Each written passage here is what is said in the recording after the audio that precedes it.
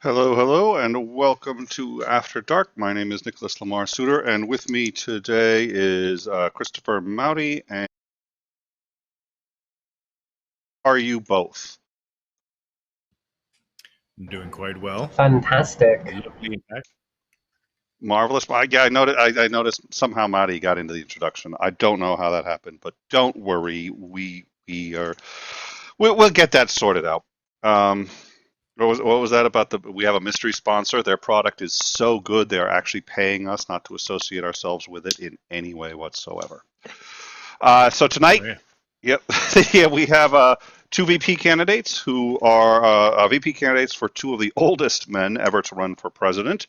And the debate is starting really right now. And we're going to sort of be keeping an eye on that here on the back end. If anything big happens, will unless it's Kamala Harris like coming out with an aluminum bat and whacking Pence with it. I we may go live afterwards and cover it if it's something reasonably big. I am excited to see it. She's very experienced at this sort of thing, and she's a former prosecutor, so she knows how to make other people look really bad in public. But thank you for joining us nonetheless. We do apologize for the cross scheduling. We also have, let's see, on a Monday, October 12th, the Day of Indigenous Resistance. We will be having a special nick of time to discuss what Christopher Columbus really did and did not do in his, quote, discovery of the New World. On Tuesday, October 13th, Dr. John Shook will be back to discuss the second part of our discussion on generations theory, and he's going to talk to us about World War III, why at least a major war event is predicted for us just in this 10-year period that we are now in, certainly in the next couple of years, how and why that prediction's been made. It's fascinating. If you haven't seen the episode where we had him, go back, see that one, and it was a delight. And we look forward to the second one. And then, of course, on November 3rd, we will be covering the election live. We're going to start at 6 p.m., which should be a half hour before the first polls close. If there's an update to that, we'll knock it to a half hour before the first polls close. We will have Christopher Mouty and Fundamentally Flawed's Alex Botton. Is that right? Botton? Yep. Alex And Botton. And I'm still trying to get a line on Jim Gardner to get like the original crew. So we'll see. Because the I two of them were the co-hosts. So and hopefully we can also get Steve Shives. Steve Shives is going to be on. I missed this one. He's going to be on October 15th to discuss raising secular children in a still it's less of a religious society, but it still is. And there's I, I I think having children in wait, this are you society. talking to Steve about that or are you talking to Phil Zuckerman about that? I'm sorry, that was Phil Zuckerman. Wow, I really am. Wow. I was like, Steve don't have kids. Yeah, well, he's gonna be. Well, it's if he's just gonna make shit up when he comes on, he'll fit right in. Um, That's what I do. yeah, yeah. Well, yeah, that's why. So, all right. Okay. Couldn't Um, even shake it loose. nope. So, what we are here to discuss today is, as everybody knows, Trump has COVID-19. Now, his originally just looking at the raw data in terms of his age category, which he was in the 65 to 74 age group, and he was at the top of that because he's 74. But just looking at that category is 8%. As soon as you move into the next category, it moves, I think it was to 18% mortality rate for people in that category. I think it was the New York Times updated. They calculated. Salivating. Yeah, Yeah. so we have some people who are just like, it's like, ooh, this show's getting good, man. Go Um, on. Dear. Dear. Fine, it's fine. well, to Oh, tell you the truth, I was thinking of having you on your own camera, and now I'm kind of disappointed we didn't because I think you really just watching you get all worked up over this on its own, given its own space. But yeah. well, here's so I mean, more news. He's actually now just based on the numbers that don't include the fact that he has access to literally, and he's going to get the best um, uh, medical uh, best medical care that can be provided. Um, the New York Times actually calculated, just statistically speaking, he's actually up to about a 16% mortality rate because they took his, instead of just going by the category, they go by a sliding scale based on actual age, and then the other things that we know. He's got heart disease, he's got very high cholesterol, even after being on Lipitor for a couple of years to try to lower it. All these conditions, they put him at about 16%, which is a little lower than the average for the next category. So we all know that. I will confess. I'll confess my own dark thoughts regarding that a little bit. But there are some people here who are much more vocal about their darker thoughts at this. But I think everybody. The first thing everybody thought was there was some Schadenfreud, of course, when he got it, because it's sort of like he's the one who's been sitting there going, it's not a very big deal, and now here we are. So our discussion really for today is, what does it mean if to either to hope that he actually, to be glad that he got sick, and or hope that he doesn't recover? How and why? We had this discussion a couple days ago at the end of a previous stream. Sir, the skeptic, joined us and made some good arguments. I will try to bring some of his arguments that he brought that I found reasonably compelling. That I know where there can be pushback, but we'll have that discussion. But I think everybody here has a slightly different view, so let's get into it. So let's start with the two of you. What do you guys? Where do you stand? And I know, Chris, that this had some personal. You came in for a very specific reason. Well, I don't really necessarily want Trump to die. I don't like Trump, but I don't want him to die. And I'm not comfortable with wishes for his death. It seems like a simple solution to a super complex problem. And as horrible as he is, wanting death on him completely other than the fact that he caught COVID-19 aside, I just, I'm not comfortable with wishing death upon him. A part of me, that's a part of me. So I'm split on this. Yeah. The other part of me, which is what I was alluding to pre-broadcast, is the idea that I do want him to live actively.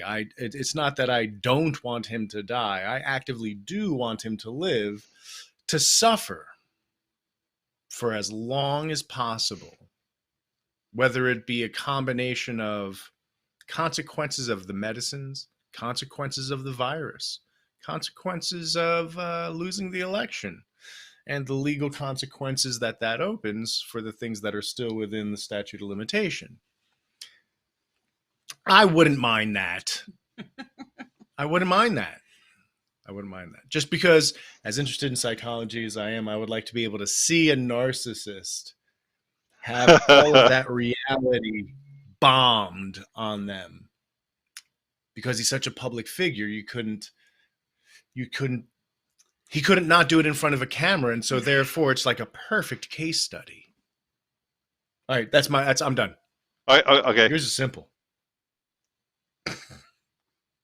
Go ahead. So, should I explain why I disagree with you right now, or just kind of state where I'm at? I'm recording this, and I'm gonna play this back just time and time and time again. So just rail, just whatever you can. Just I'm here to savor this moment, please. Yes. I suggest that you start with the latter and then address the former. So state your position and then disagree with me. Okay. I think and wish him dead. I think that he should die. It would be fantastic if he died. I hope that he dies. I will be happy when and if he dies. Or if and when. Well, he will die. Eventually at some point. And if I'm still kicking, I will be happy. I will be pleased. You just it can be inferred from that there's a reality where he outlives you. I might get in a car accident tomorrow. Oh, I see. Yeah. I see. All right. Very good. I have a tumor I don't know about. Sure. All right. I'm with you. Then, I was assuming for natural reasons. Death by natural reasons. Natural. It's not unnatural or supernatural. It's cars are natural? Well, yeah, we made them. With Get a out- supernatural. Get out of here. Yes. Cars are fucking supernatural. Is that how they go boom boom? I press pedal, it go forward. Like magic. So I disagree. A part of Go. some of the things that I disagree with you on Yeah. will help explain kind of more where I'm coming from. All right. So I think it's more cruel if we're going to go on like some juvenile good bad scale of morality or something. Yeah, I do. Then I think that's in the darker end. Like wanting him to stay alive, to watch him suffer is the ideal situation. So you can still have some weird moral high ground and get to watch him suffer. That's dark and twisted. No. Yeah, you had him. To be fair, you had him at juvenile, but Oh yeah. Yeah, I admit to that. I think that I think that he is just, I mean, he's just a wretched creature, and the world would be better off with fewer people like him, just period. And I think, well, there could be some bad, some consequences that I just can't foresee, or that might blah, blah, blah, blah. I think overall, being able to tell the story that this man disregarded the safety, health, and lives of other human beings, and then died of the thing that he disregarded, being able to tell that story over and over again throughout history, I think would have some benefit. It would have some benefit. And I think that my position is the more compassionate one, if you will. How convenient. yeah, she's in the unique position of thinking she's right. Okay. Yes, I do happen to think that I have a What's one less person in the world? one. Ted Bundy. Oh, Oh, yeah, sure. God. Sure. This Oh. Disney. That was a horrible argument, but it was funny Hold on, shit to hold drop. on. Whoa! Speaking of drop. Calm down. Whoa! And I think It's that there's some, it's YouTube. Your broadcasting license has been pulled. What? Sorry. Get out of here. Claiming we broke some laws. Mm-mm, You broke some. I didn't do nothing. I think that there's a friend just said Penn sounds like a serial killer. Oh, Yeah, he His does. voice is just, He's a robot. yeah, he's just not a person. Yeah, he's creepy. All right, so Vox, where? So, yeah, this whole conversation is going to be peppered with the debate. Because it's yeah. I mean, So for me, I mean, so on the one hand, I want to like Shana's emotion, like I can feel that, like just fuck this guy, right? But like for me, I ask myself a couple questions. First of all, what does it even mean for like? Is it wrong to wish harm on Donald Trump? Like, wrong based on what? Right? Like, what does that even mean? Like, what does that question even mean? Wrong based on what standard? Right? You have to have a standard to judge something if it's wrong, and that standard's going to be arbitrary based on your own personal preconceptions. So I think the question is inherently flawed itself. I think that, I also don't think that anybody really, if we're really thinking about it, like in the moment, like if someone asks you a question, do you wish him on because he's done in that particular moment, you might go, oh yeah, or oh no. But really, is anybody actively sitting there going, having a prayer circle? I mean, we're going to pray for like the voodoo doll Donald Trump, and they're just like actively thinking thoughts of harm to this man. I don't think so. I don't think anybody really has that conceited effort to wish harm on another individual, except maybe in the moment. Now, I would be interested to hear arguments against that, but to me, it's more about can I justify my selective outrage to another group of people? Right, that to me is kind of what it boils down to. Like what is the goal? What is the means to the end here? So if wishing harm on Donald Trump in public somehow appeals to value voters so that we get Joe Biden, right? Or doesn't, so that you push Donald Trump across the line. Like, I think that's what's really going on here. Because anybody who's really standing up and saying, "Oh my God, it's so wrong that you're wishing harm on Donald Trump," is just an absolute, undeniable hypocrite. Like a textbook definition, like open your Webster. There's what it means to be a hypocrite. To say it's wrong to wish harm on Donald Trump, right? Just the hypocrisy of that statement. This is a man who is called it a hoax, who's treated it like it's nothing, whose lies, his open lies, we know he's lied about it, has resulted in the deaths of 150,000 people that didn't have to die. So to say I don't, that wishing harm on that man is wrong is just absolutely hypocritical, and you can just toss off with that. Just be a little bit more honest. My hypocrisy is costing me the election, and I'm trying to cover it in horse shit so you don't notice that my hypocrisy is costing me the election. That's my position. What do you really think?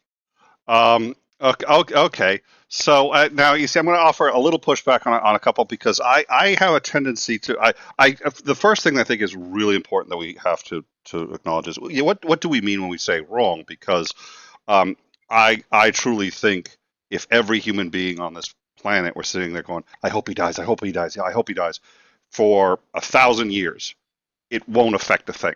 There's no psychic energy.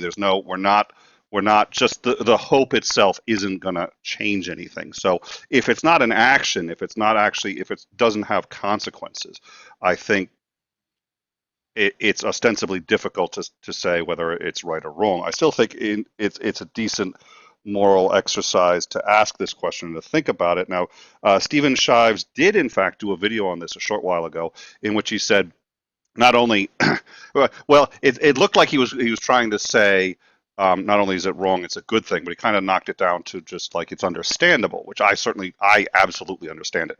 Boy, do I understand it. And that was my first thought when I heard he was sick. My first thought was all the real negative stuff. But he actually said, he took it in his video, he took it one step further and said that he actually thought it was wrong to publicly go out and say, "You hope he gets better."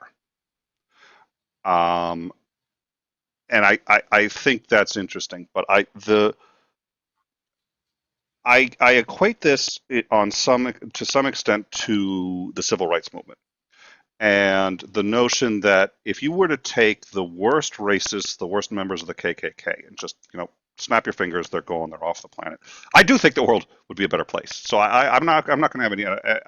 Absolutely, I think the world would be a better place, but I think there's something to be said for the process of trying to find common ground with them, and of trying to the process of elevating both sides by engagement. And I think that, first of all, in terms of actually doing harm to other people, it's always justified. Prison is filled with people who committed murder, but it was justified, so it's okay. They're not really guilty. You'd have that line from Chicago. If you'd have been there, you'd have done it too. Everybody always thinks that, and Trump thinks he's completely justified in all the terrible things that he does. The fact that, in my view, saying that he should die is justifiable. I think it's justifiable. I understand that sentiment. That was my first thought. But just because it's justifiable, I have to ask myself, what am I going to put first? And I think putting first is hoping for the other side to be the best they can possibly be. And it's unrealistic in his case. He's not going to change. But I would rather even his own followers see somebody who's sitting here saying, "No, I don't wish harm on him." And me truly owning in my own heart that I don't wish harm on him, because I like myself better. I feel better about myself. And I think other people see that, and the net positive, if he were to die, there might be some genuine, significant positives. I will not, nope, that's undeniable. But that doesn't mean that genuinely holding yourself, and if all of us could do this, hold ourselves to the standard of, we will be our best selves and actively engage and hope for the best from the other side. And if he could do that, now he's not going to, but just because he can't do that, does that mean I shouldn't? Anybody? I'm I just think the throwing it out there. question boils down to, I think the question boils down to, where is the line where your principles are no longer convenient, right? And what I mean by that is, we all understand that principles are just a thing of convenience. We stand on them. We stand on our principles when it's easy. Right? It's always more difficult. You really know whether or not you're gonna consider yourself a upstanding person or sticking to what you actually believe if you stand on your principles when it's hard. You know, and so in this situation, I think it shows kind of the mettle of a person, right? You know, if you're liberally minded, progressively minded, we're supposed to be the ones that say no death penalty and everybody's reformable and every life has meaning and value and things like that. And so if that's our principle, if that's the core standing of what it means to be a progressive liberal in the 21st century, then we have to stand on that. We have to say, we want Donald Trump to get better as soon as possible. We want him to return to the White House. We want him to start doing the job that he was, elected to do, which is running this country and taking care of the greatest people on earth. That's what we need to stand up and say, right? If we're standing on our principles. And if we don't do that, then what we're saying is our principles are just statements of convenience for us to, kind of circle jerk around. But there is also that emotional appeal, right? It feels good to say it's the character from The Simpsons, the bully, right? Because that's what it is. It's bully, and he's sitting there going, ha, ha. Yep. Well, and that was, I'll confess, and this is the thought process that happened to me when I found out he was sick. The first thought that crossed my mind is, oh my God, this could all be over soon. That was the first thought. That if that's not wishing for, that is a way of wish. That was my first thought. This could be over soon. And my brain, before I could catch up with it consciously, just started doing the math. Like, what's he looking at for numbers? What's he looking at? And we had a comment in the live chat, and I got to read a super chat real quick. We had a comment in the live chat too. It's like, I wouldn't want Pence. I would want Pence, because even though Pence is far more to the right than Trump is, and Pence is at least competent. Pence is the only one there who is competent to be president, and competency has to come over. I'm sorry, what? It's such a weird argument. I've heard that before. Trump is better than Pence. No, Pence is like Jesus compared to Donald Trump. Pence wouldn't have pulled out of NATO. Pence wouldn't have. Pence would go after gay rights. Pence would go after gay rights, but he'd do it within the system. Pence wouldn't tear the whole system down. Yeah. Oh, yes. He'd go after everybody who's not a Christian. Absolutely, at his brand of Christian. But he'd do it within the system. He wouldn't be subverting the entire system, and he wouldn't be subverting this country on a national scale. He's qualified. That argument is like, I'm 50-50 on that argument.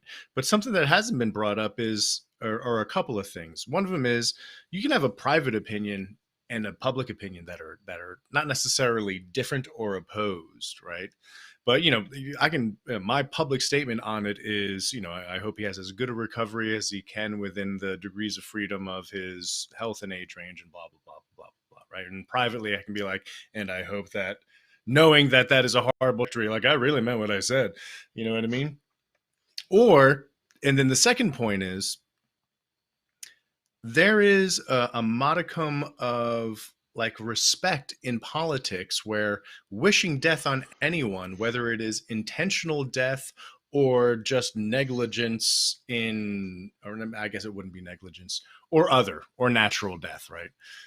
Wishing death on somebody seems more like gladiator sport than it does the academic attempt to pursue policy that is best for society, right? In that world, you argue the ideas and not the person, and you don't physically attack the person that you disagree with, right? And I'm not saying that anyone's personally attacking Trump, but I am equivocating categories of like harm, whether they're active harm or wishing harm on them, or,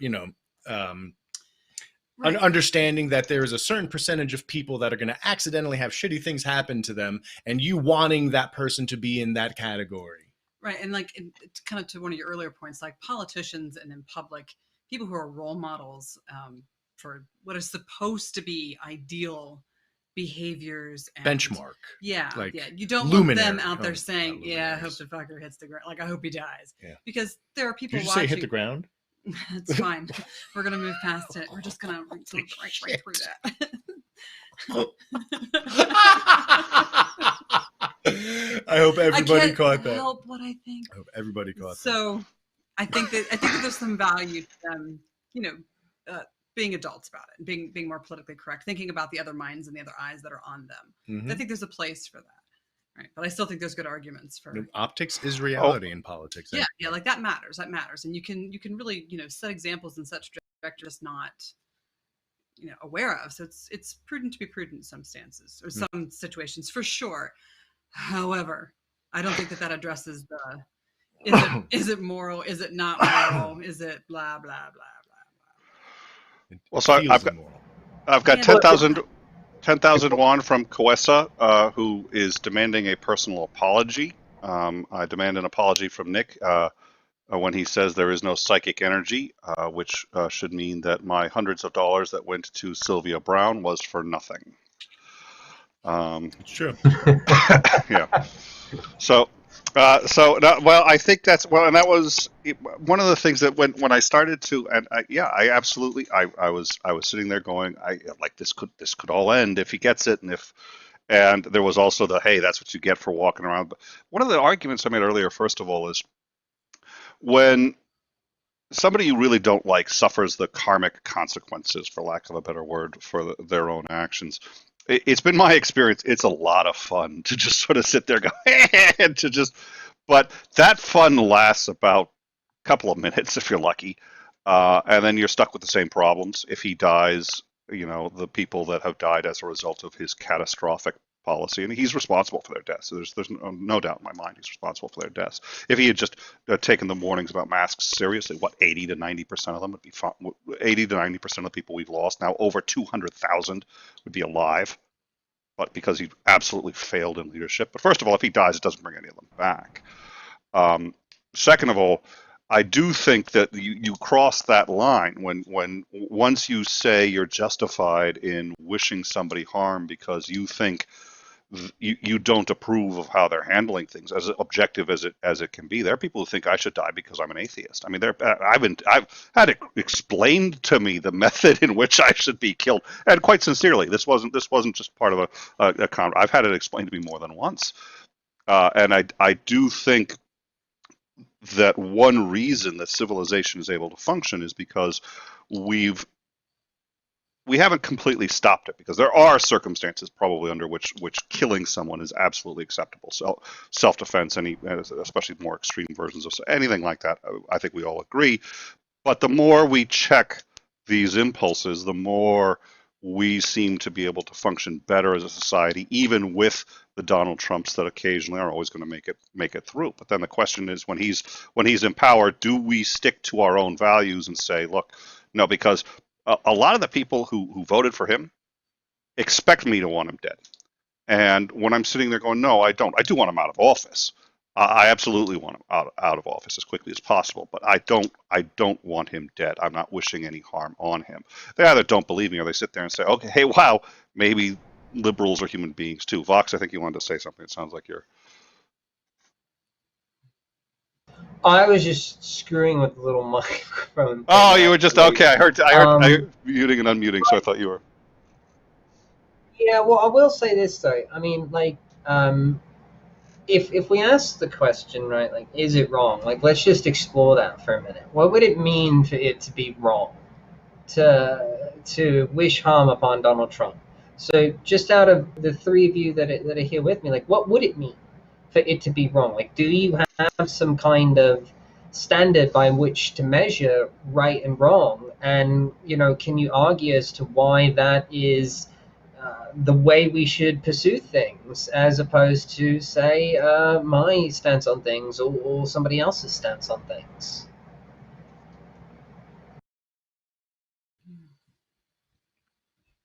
Go ahead. Well, so it's like, the right and wrongness of it, right? Like, for me, I don't wish death upon him, but if he happens to die from COVID-19, I will be thrilled. I am. Here we go. Come on, COVID. But otherwise, it's not like, I'm not the kind of person that would want to see him like fall down the stairs and break his leg, or have a heart attack on TV and watch his wife go running for him, even though it's fine. We'll just pretend. we'll pretend it's fine. Would he hit the floor in that situation? But like, I'm not the kind of person. There's a camera right there. I'm not the kind of person that would typically wish harm on someone. Are you saying you never wished harm on Donald Trump before he got COVID-19? I said out loud explicitly to me several times. I said, wouldn't it be great? Like, he's right out in the open. No one ever takes the shot. Why doesn't anyone ever take the shot? That's what I said. That's not the same. You know what? She's probably, you know what? You are one of millions and millions of people that have asked that question, and probably about every president, right? Like, why is nobody taking the shot, right? Like, really, like George Bush dropping bombs over Baghdad, and millions of people are going, why is no one taking the shot, right? I don't know. So you know, and then the KKK with Obama, they just like, you know, they were probably looking for a rope. But you know, you know, but like, again, like when we say something is wrong, like what, like that means that like these are these are words that have specific epistemological, metaphysical, you know, ontology, so to speak. Well, that was a jumble of words right there, right? These words have an ontology. Right? These words have an ontology to them, and so I think when somebody says this is wrong, like, okay, so you brought Christopher earlier in the show before you started this brought up like a humanitarian argument. So personally, I could be convinced that from a humanitarian standpoint, it would probably be a good thing if Donald Trump just ceased to exist. You know, for a variety of reasons, and that's not wishing harm on Donald Trump. It's just stating from this perspective, it would be a net positive, right, from some kind of like consequentialist view of the world, that Donald Trump's no longer existing would be beneficial for X, Y, and Z, and that could be, and you're not wishing harm on him, and so you could say based on that, it's right to wish Donald Trump was gone, to wish that he died, you know, and then from another aspect, it's like, well, humanitarians. Yeah, I think that's a little flawed, or more appropriately, I'm not compelled by that, just because you would have to differentiate short-term versus long-term gains for society. Because from my perspective, if Trump dies, right, it's not just removing an obstacle to let good things flow forward. It is creating chaos in a world that is on fire during a pandemic and election, with the potential of a Supreme Court justice's nomination, with a bunch of goddamn idiots that happen to be in Washington, right? This is just a perfect opportunity to kick up dust, get chaos. And I think the short-term consequence of Trump's death is not this smooth sailing, horizons unicorn riding bullshit. I don't think anyone would. I agree with you. That was. I am exaggerating to make a point. Right, but can your point stand without the exaggeration? Well, so that was my first reaction when I heard. What's that? I was scared. Right. So you said you were like, Nick was kind of like, hey, and, you know, I think a lot of people were like, you know, like that, oh shit, you know, kind of thing. I was terrified. Yeah, I was terrified that the president of the United States was going to die in the middle of a pandemic, right? That like this leader of the free will, right? Let's be real. Anything that happens to the president, good or bad, right? He's the leader of not just America, he's the leader of the world. So I was scared.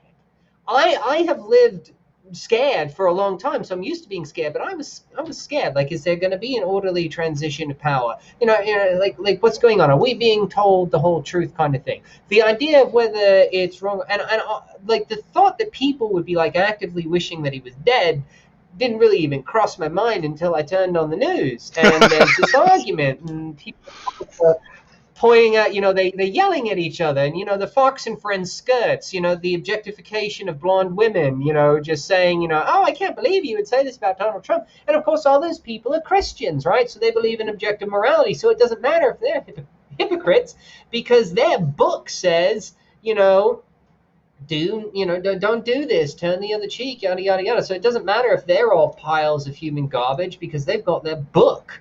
And so again, of course, on the other side, the liberals are supposed to be the better people. Michelle Obama, when they go low, we go high. And there's the meme going around on Facebook about Joe Biden, and it's got Barack Obama, and he's got his head in his hand, and he says, "So Joe, did you go high?" And he's like, "Man, I told that motherfucker to shut up. He's a clown." And so neither one of us are calling to better angels right now, I don't think. Well, but I do think I think you asked a couple of very good questions, and one of them, just to get back to, because we circled on this, I don't believe in thought crime, and I that sounds like that should go without saying, but a lot of religions do believe in thought crime. If you've thought it, you've already committed a sin in some way or another.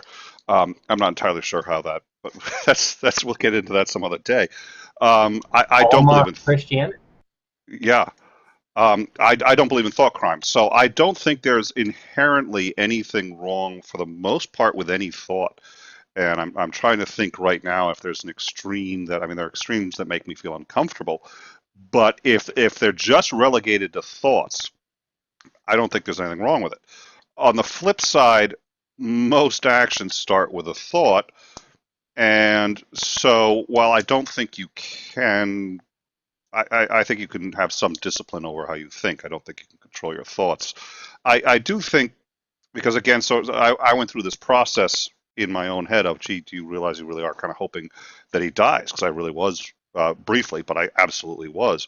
And I still, part of me is just like, let go. You really do on some level. I absolutely do.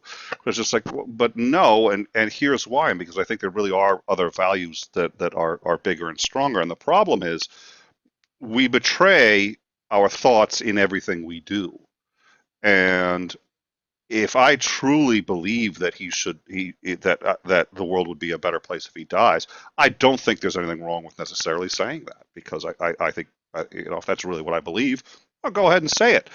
But if I think he shouldn't, I think that's another thing, that my attitude, my approach will betray how I feel about it. So I try to own how I feel about it and to think about it. And this is just needed some soul searching. So I'm having this conversation. The conclusion that I've reached is that it is truly wishing for him to die. And again, the wish itself is irrelevant, because it has no bearing on reality, but it's where that wish leads to in your own mind. And I don't see a specific way around it in most cases. We just, our actions will flow from our ideas.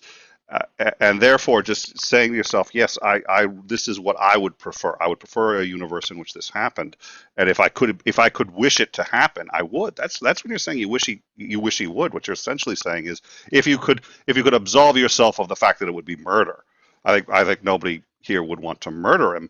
But if when you say, well, gee, I wish he would die, there's this, it's like, I don't know. Am I making sense? I think I may have lost the. Yeah, I understand what you're saying. Sure, there's a difference between. Well, first of all, it's all an internal thing. Like, I think everybody can give, like if you're worried about like how people are going to judge you, I think you can give yourself a pat on the back, right? Like, we completely understand. Like, this has been a rough 4 years for both sides. It really has. So I think we can all just give ourselves a collective pat on the back. 2020 has sucked. It's been horrible. So something happens to Trump, and it's okay. It's all okay. You're wonderful people. Like, I promise you, this doesn't make you a bad person. But if it does make you question yourself, that's also a good thing. Like, why am I feeling this? What's going on with myself? Is there something that's going on here? That and that's how we're supposed to grow as people. That's how we, and the other thing is wishing somebody to be dead doesn't mean you're wishing them harm. I I wish for, salmon all the time, but I don't wish the salmon to be, painfully, suffocated, to wind up on my plate. So, I mean, I think it's okay to wish someone was gone. That doesn't make it more delicious, by the And way. not have to deal with them anymore. What's that? I said, having your salmon painfully killed and suffocated through asphyxiation is absolutely the most delicious way to serve salmon. It makes it more, the more it suffocates. Yeah. Just kid, Like veal, foie every gras. damn vegan that's ever watched this chat. She knows all the food, goodness. the food that requires real suffering. Veal and foie gras. Right. There's your suffering, right? Donald Trump has been messing with my salmon runs for a long time. He's, So we've got a question in the live chat. Does anyone consider the consequences for his friends and family? I know most people think his family is as bad as he is, but he has a son who is a minor, and and also other innocent family, I'm sure. So this kind of goes into a recurring discussion that you and I have, Nick, about humans being Rorschachs, right? And to me, this taps that because in addition to being a monster, publicly, politically, in every way that we observe him on tweets or in video, whatever, he's also a dad and a husband. The husband part's probably just as bad as his public image, but Yes. You're losing her. He might be a wonderful dad. Maybe not as wonderful and warm as our dads, but the only dad that they have, and he might be a good friend to friends. Yeah, but like, does that mean like that's like an abusive relationship, right? Like, yeah, he treats her like shit, but he treats her better than anyone else is in the room, I guess. It absolutely Like, could be. yeah, Yes, so, being able to point out that humans are Rorschachs leaves you open to the vulnerability Right. of normalizing super duper bad behavior Right. with a super duper good behavior. Right. Yeah. So like, there's this a couple things that I've disagreed with. I want to touch on, and then I want to say, I don't think I agree that thought policing is a horrible idea. I also think that thought shaming and saying if you're having these thoughts, you should kind of reflect and grow. I think that's the wrong approach. I think maybe it would be good to analyze. Just in my opinion, obviously, it'd be good to analyze like, oh, I'm having this thought. I must be really frustrated with the political environment right now. I must be feeling really unheard right now. Like, this is super frustrating. It would definitely be advantageous to kind of acknowledge those more complicated emotions. But at the same time, I don't think there should not be any shaming. Like, I don't know how to tell this lie. I don't know how to lie and pretend like, oh yeah, I hope that he does okay. For his son's sake, I hope he pulls through. Oh, life is value. There's every life is sacred. I don't know how to tell that fucking lie. Yeah, but you I don't don't think have it's to. true. I don't agree with it. Do you have to not wish him dead in those exact terms? What do you mean? In the same way that earlier I was exaggerating to make a point, it seems like you're doing the same thing, right? In the sense that those are exact quotes from people. Ugh. But no one's asking you to do that version of publicly not explicitly saying you want him dead. Sure, but just like with yours, I think my point would still stand, right? Because like I don't. It's still me telling a lie. And then so it's me shaming my own thoughts and my own ideas just to please people so they don't think I'm a horrible person, because for some reason they've got this childlike idea of morality and they don't really understand why they think what they think or why they have the feelings that they feel. A lot of them are just doing it because they think that's what everybody else expects them to say, or they want to be accepted by people that they think are smarter than them. So it'll sound good if they sound nice to them. Like a lot of it, it's just this weird game. It's signaling. It's some virtue signaling. Yeah, sure. And I think that there is some. That's exactly what it is. It's virtue signaling. Yes. Yeah. And then I have that written down. This is a frustrating landscape, and that it would not be the worst thing in the world if that man dropped fucking dead from COVID-19. Like, yeah. I have it written down on the paper here, like before we came in. I said it's all selective outrage and virtue signaling. To do what, right? And that's the question: to do what? So why do we do these things? Like, what is the goal? Is the goal to rile up a base? Is it to raise money? Is it for a gotcha moment? Is it to sway value voters? Like there's always reason to virtue signal. And I think you are probably being asked. I'm going to disagree with your husband here. I think you are being asked to tell that lie, because there's always going to be that one person that says, "Well, don't you think? Like, how can you say that?" So I think you are being asked to tell that lie, and I don't think you should have to tell that lie. I think you should be able to accurately express how you feel, because I don't think there's any wrong way to feel. I personally don't believe that there is a such thing as right and wrong. I don't think those concepts exist. I think they're foreign. I think they're made up.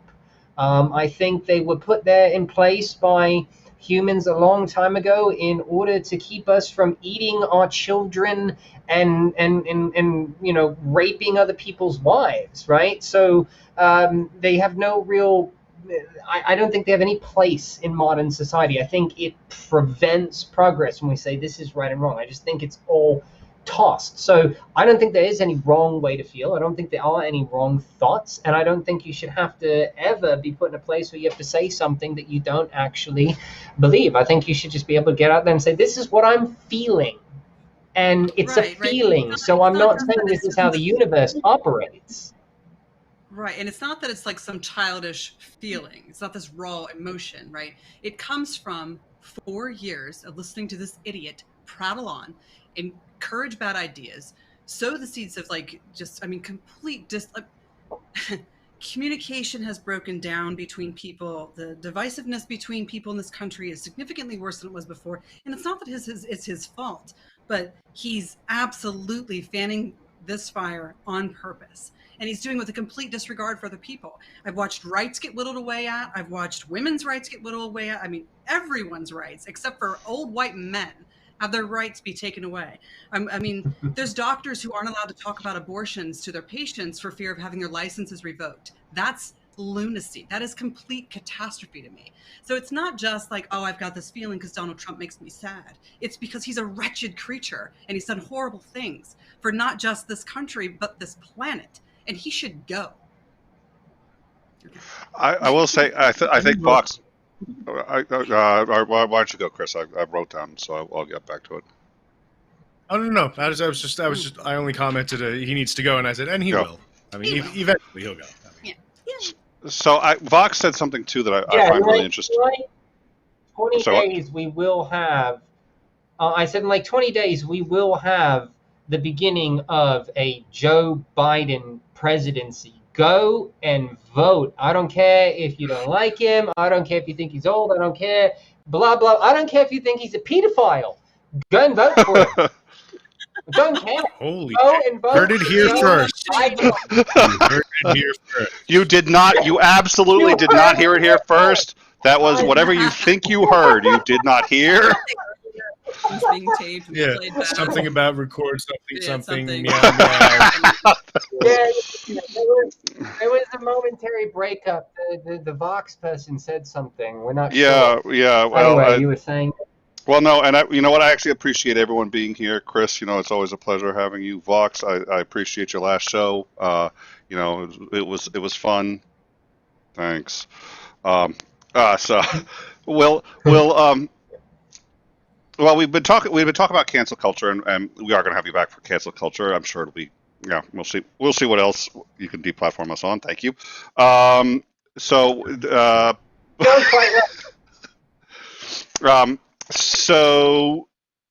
one of the things I think is interesting is you were talking about, and this is one that gets me, is because I really don't like. Are there people who, in my view, are racist? Absolutely. There's a lot of them, a lot more than I'm comfortable with by a long shot. But for the most part, I don't recall ever calling anyone racist. I may have done it. I hope I haven't. I don't do it. And one reason is it shuts down the conversation. It's of no benefit to call someone that. And if somebody is what, in my view, is racist, I kind of want to know about it. And the way I know is they get to talk about their ideas. And I don't sit there and I don't try to shame them for those ideas. And I don't sit there and say, okay, these are really terrible ideas and you're just an asshole.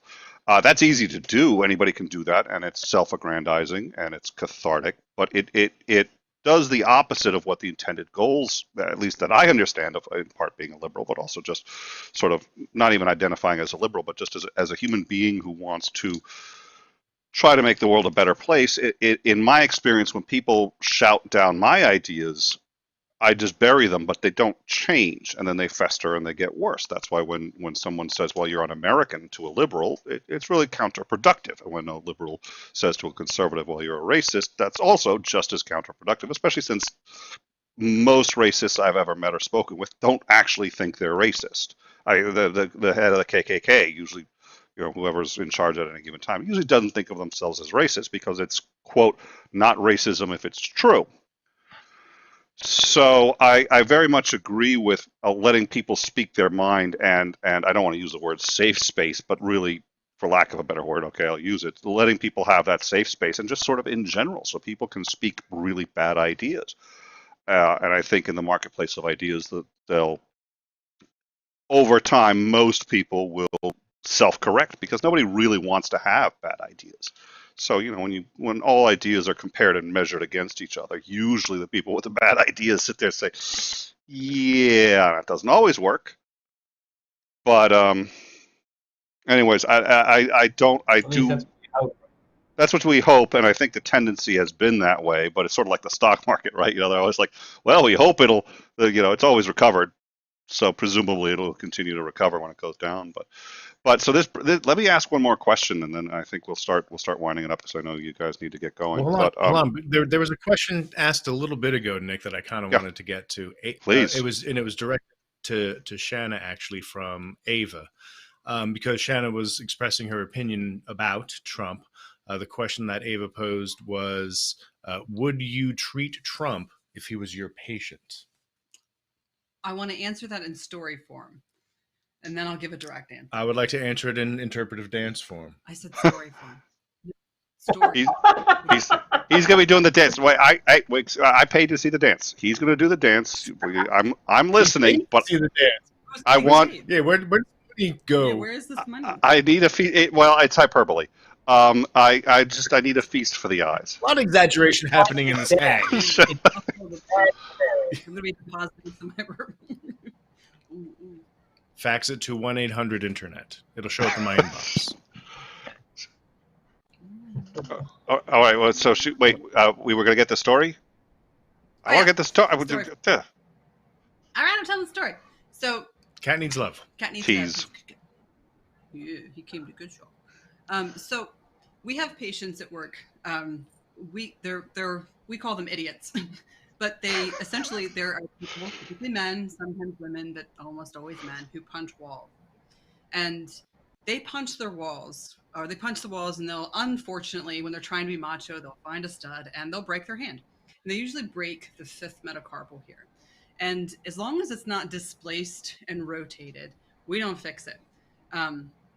It would have to be severely displaced and rotated for us to fix it. But on any other patient with a similar injury, we would fix it. We don't fix it because they are absolutely going to do it again, and it's going to do more harm than good when they do. So the hardware that we put in will break through the bone, maybe break in the bone, and absolutely become an open fracture, which is much more serious, especially in the hand. So for their own good, we don't fix them, and we don't tell them that either. This is just normal practice, right? And if you were to ask them directly, they would tell you, but they don't offer this up. This is a similar situation. I would not treat him because I don't think that it would fix anything. I don't think that it would do any good. And I would feel morally dirty because I would be doing a disservice to other people if I did. And that's kind of, I feel the same way. Yeah, if I treated him. As a patient. Correct. I would not. So I'm I would curious not about that. When you say you wouldn't treat him, you wouldn't treat him for COVID? I would not. No.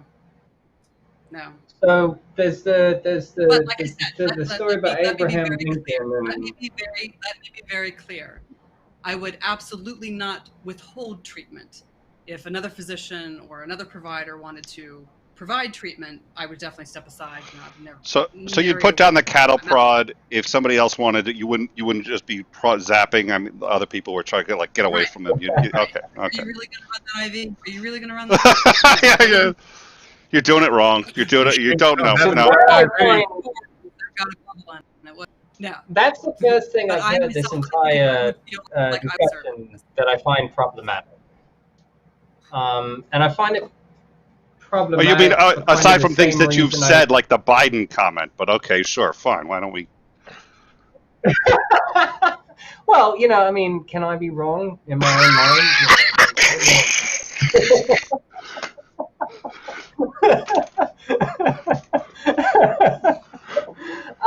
But there's this idea of Abraham Lincoln is assassinated, and the assassins are running around, and eventually one of them breaks the leg, and you got Major Rathbone, and he sets the leg, and so what happens? He is put to death as a traitor, right, for setting the leg. And the idea is you ask a doctor, what do you do in that situation? Do you set the leg? And the answer is supposed to always be, if you're in the medical field, yeah, you set the leg, right?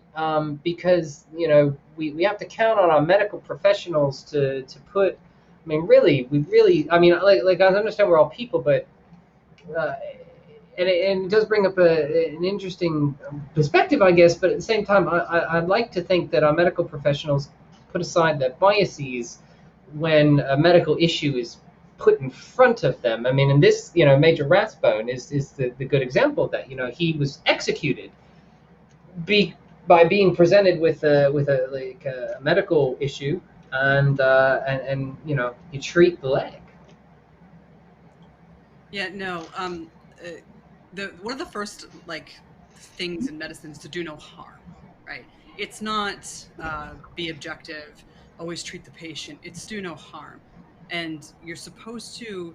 I worked for a doctor once who amputated someone's second and third toes because she hated her toes. She psychologically, she had this weird this disconnect, some kind of dissociation, and he had her go Body to a psychologist, blah, dysmorphia. blah, blah. And he cut off those toes. He amputated perfectly healthy toes, right? It's not always what's medically best or necessary. It's do no harm and treat the patient.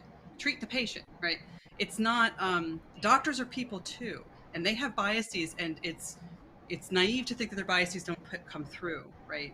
In their treatments. It would be ideal, but I'll tell you what doctors are very good at, what medical professionals are very good at, and it's the thing that I just said, stepping back and being like, not me. I'm not with my hands. I'm not doing this. And then they'll step out. And a lot of times they'll just say, I won't provide substandard care. And if they find themselves in an impossible situation where they can't provide what they consider to be ideal care, they'll just pass it off to another physician. And they'll do that responsibly. Always they do that responsibly. They'll pass it on to a surgeon they think and ethical.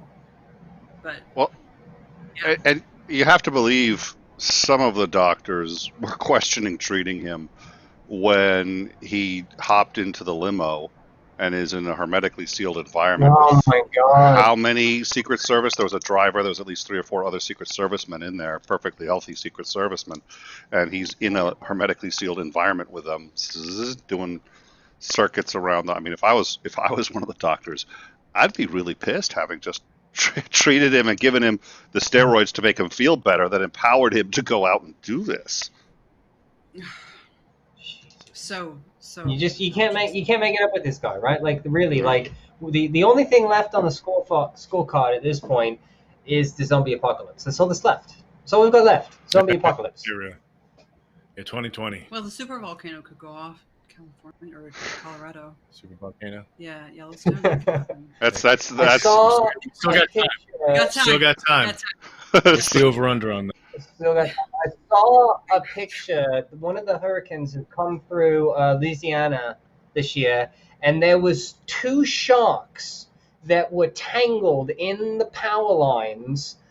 Two fully grown sharks had been picked up by this hurricane and tangled in the power lines. And of course, who had Sharknado for fucking September? Like, really, the only thing that's left is the zombie apocalypse. Oh, please don't say that. Please don't say. Please don't. Please don't. Please don't. Now we could have a completely separate discussion that could last just as long about because I'm approaching this from when I initially heard got COVID, and it was mostly confirmed because, of course, it's all scatter whatever until you get it corroborated. Since then, he has, as you mentioned, gone for laps in a hermetically sealed car with other people, essentially implicitly exposing them to the virus that he is diagnosed to have. And safety. And then he and of their children and of their family. And then it's the video that he records where he says, "Don't be afraid of COVID." Right? It was just like that was some crazy insensitive shit. He's a lunatic.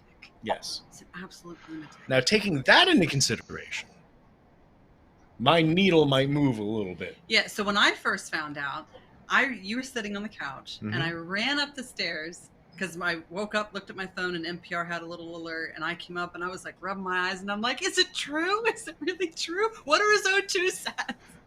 What are his O2 stats? That was roughly my first question too. Yeah. Oh, listen, I think there's a good argument to be made that he had 84, because the most the doctor would say was that he never got into the low 80s. Like, no, what did he hit? They said he never got into the low 80s. I was like, okay, so you're saying, I mean, they're going to say the best they can say. If they're saying he never got into the low 80s, that means he had 84 or 85. If they didn't intubate him, then he was probably in the low 90s. But like low 90s is scary. Like, we won't operate on patients that are 95 or less. Like, just because like you need more oxygen flowing through your body, right? Like, so he absolutely has some kind of pneumonia, and his oxygen levels had to have dropped into the low 90s multiple times for them to give him the oxygen and then transport him, because they can't tube him at the White House. They can't put him on a ventilator. Like, if you tube a patient and then you transport them, that the risk of complications clinically just like it multiplies a touch. So they moved him to that hospital in case they were going to have to drop a tube on him and put him on a respirator, put him on, intubate him at least and get him breathing. So he was absolutely in the low 90s, no question. Well, let me ask a sort of a final question. Hopefully, not opening a whole new can of worms, but just to kind of put a pin on this. So I find myself asking: is there anybody for whom I would say I really do wish death? And it may be that I just have some, because I'm sitting there going, like, it seems like my position's an extremist view, and extremist views are usually incorrect in my experience. But I was thinking, okay, Kim Jong-un, would I wish death on him? And the first thing I think of is, okay, I suppose you can't divorce what he does from him. It's him. He's doing it. But on the flip side, he is a product of his family that conditioned him to be who he is, and he is as human as anybody else. And so I still have this difficulty saying that I would even wish it on him. Not that it would necessarily do much, because his sister's worse, which is what it looks like, And so if we were talking Kim Jong-un, how would this change the math for anyone here? Yeah, I mean, just speaking from my perspective, from Vox's perspective, if you were to say, if I had the ability, I'm not even going to pretend. I'd probably wipe out half of the population. I'm just not even going to pretend, right? Like, we've got 7 billion people. There's just a lot of, and a lot of them they're not. We could have a lot of people gone and do a lot better based on the way that I view the world. So wishing death, like, I don't know if there's any individual person that I wish death upon, but do I wish death upon people, like for what I view to be the better world? Yeah. Now, having said that, does that mean that I would act on that? I hope not. I hope that no one would ever act on that as well, right? So it's like competing intuitions. Do I hope these people are gone? Yeah. Do I hope anybody would ever act on it? I hope not. Yeah, but but there is that exception you talked about earlier, though. So there is one exception. The Kardashians. You'd do it for the Kardashians. I know you would. I know you would. You'd do it for the Kardashians. All right, I'm sorry. Shanna, you were going to say before I just, sorry. I was going to say for him, I would not wish death upon him. I wouldn't, because I don't know what good would come from it, right? Because like, he's obviously a horrible creature as well, but it seems very contained within that country. And I mean, to a degree, I just don't. Maybe it's perhaps some naivety, but I don't know what good would come from it, right? Like with Trump, I can see a few different pathways of okay, things could improve. We would have some ammunition. Things could, blah blah blah. Lessons to be learned. With him, I don't know because I feel like he would be like is it the Hydra? Like you cut the head off and two more grow back. Yeah. Like that feels like that situation. So I don't know. Like that might be an actual cork on the bottle kind of situation over there. No, I wouldn't. So it really does sound like it comes down to utility to some extent for you, or is that no? He's Do you think often or now about it being utilitarian? in general? I don't know that.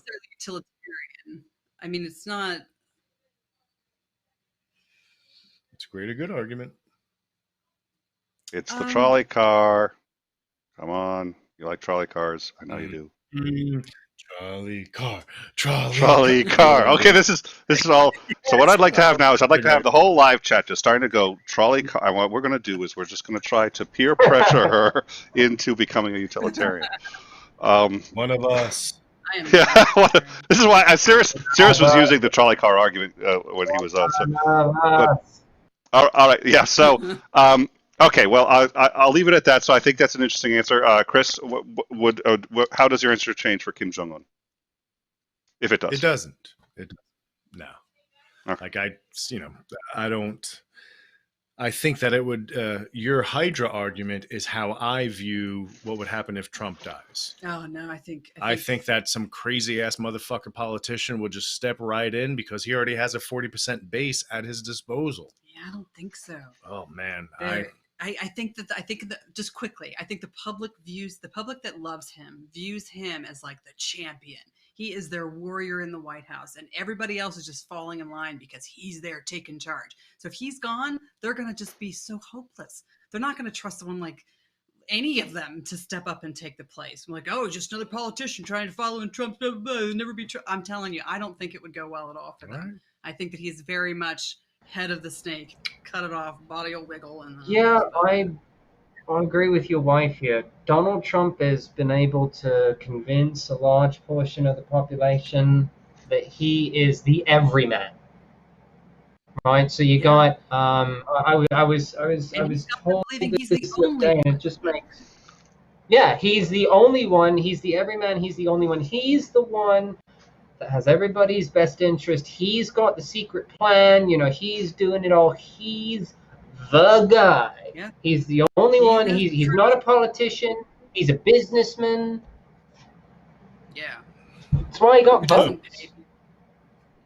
Yeah. So I don't think that anyone could. I think we'd be cool for a bit. We could just calm down. Let's calm Jared. down. Well, we say that though, but Jared Kushner, Ivanka Trump, like these people are already talking about running. So do we have another brand? Do we have another generation of the Trumps coming our way?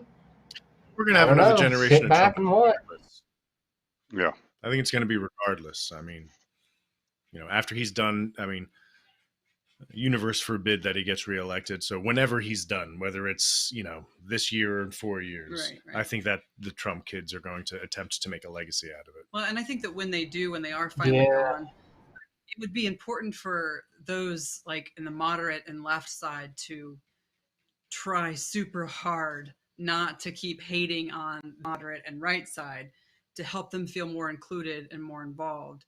Because the part of what set off this shit show is that they feel oppressed and they feel like we're taking their rights from them. And they, they feel the same way we do. Mm-hmm. And we're just like, and they're doing the same thing. It's like somebody's got to be the adult in the room. So there was some value there. Oh, God. There's something to be said that the reason that we have Donald Trump and Donald Trump's fans, and this was something, again, that I wrote down just kind of tracking back to the initial question. I know that you wanted to kind of wrap this up, but, when you had initially messaged me, is that this question, is it wrong to harm Trump, and I was writing down like all the things in my head. I said, this is why people hate politics. This is why people distrust the media, because of the selective outrage and the virtue signaling. It's all a dog and pony show, right? That's what it is. It's a dog and pony show, and we're all being pulled along, and people are going, I've had enough. And I'll be honest, I blame the rise of Trump on Democrats. The way that we treated George W. Bush, the way that we made fun of the way that he talked, and we acted like he didn't have an education, and that because he was from Texas and he wasn't Ivy League, and and we brought this upon ourselves. I'm not going to lie, because the guy that's and this is what was told to me earlier this week, the guy that's pulling 16 hours 5 days, 12 hours, 5 days a week in a West Virginia coal mine, and it's coming home and dealing with, kids and school, and the mine might shut down, and they're just trying to eke out a living. They don't give a shit about Donald Trump's taxes, or that Donald Trump made some comments, or this or that. All they care about is that their lives are hard and horrible, and no one's helping them out. And here's this guy comes along and says, I'm not one of these guys. I've never been in, and I am going to help you. And it doesn't matter that he doesn't, because they believe he will, because all of those reasons. So we really brought it upon ourselves with the way that we act in public. Sorry, Shanna, what? I was just saying, there's somebody in a position of power saying what they want to hear. Like that's moving to people. That's powerful to people. Yeah, and he's not a politician. He's not a Washington. He's not a Washington insider. Maybe they saw him on the TV, and he doesn't care. He doesn't care about the norms. He doesn't care that we don't like to hear certain words, or that he acts a certain way. We're all locked in this idea that this is the office of the president. We're supposed to act this way, and then we miss Barack Obama. But you know what? These people I don't care about this. I don't have bread for my kids. I am working 12 hours in a coal mine. I am working 12 hours on a factory floor. My body is broken. Democrats aren't doing anything for me. Republicans are doing anything for me. Donald Trump isn't a Democrat. He's not a Republican. He's Trump. And he's got a golden toilet, and he's going to help me out. So, own the libs. That's all they care about. Own the libs. Yep. Exactly. All right. Well, unfortunately, I really do think there's probably a lot more truth to that argument than most of us would care to admit. So before we go, does anyone have anything they wanted to just mention that they've got coming up, shows that they want people to see?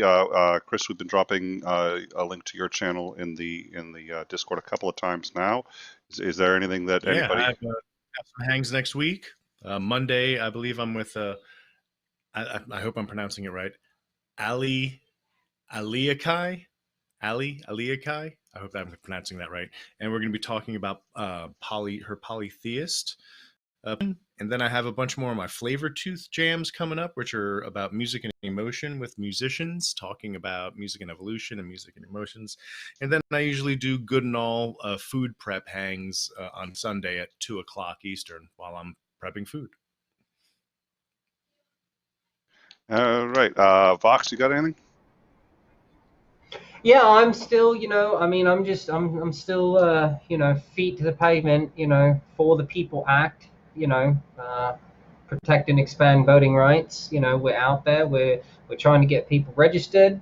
We don't really care, or we do care who you vote for, but we want to get as many people voted, registered to vote as possible.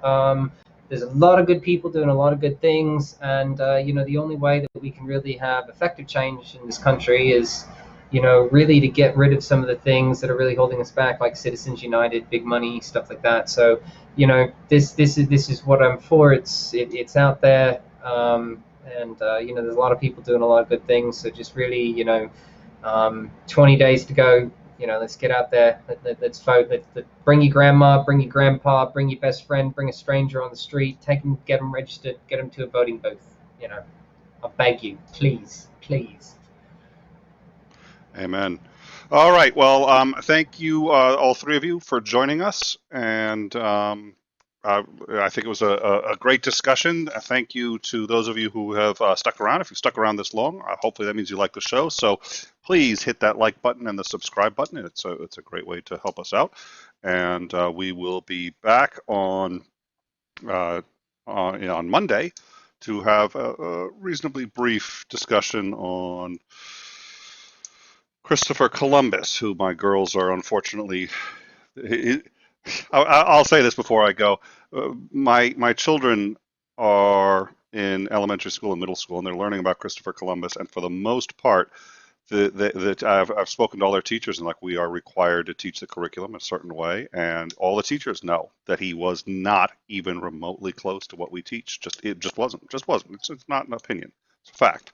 And so we'll be talking about that. Christopher Columbus is one of my personal crusades. So we'll be discussing that on Monday. But once again, thank you all for joining us, and look forward to catching up with you all soon. I don't know.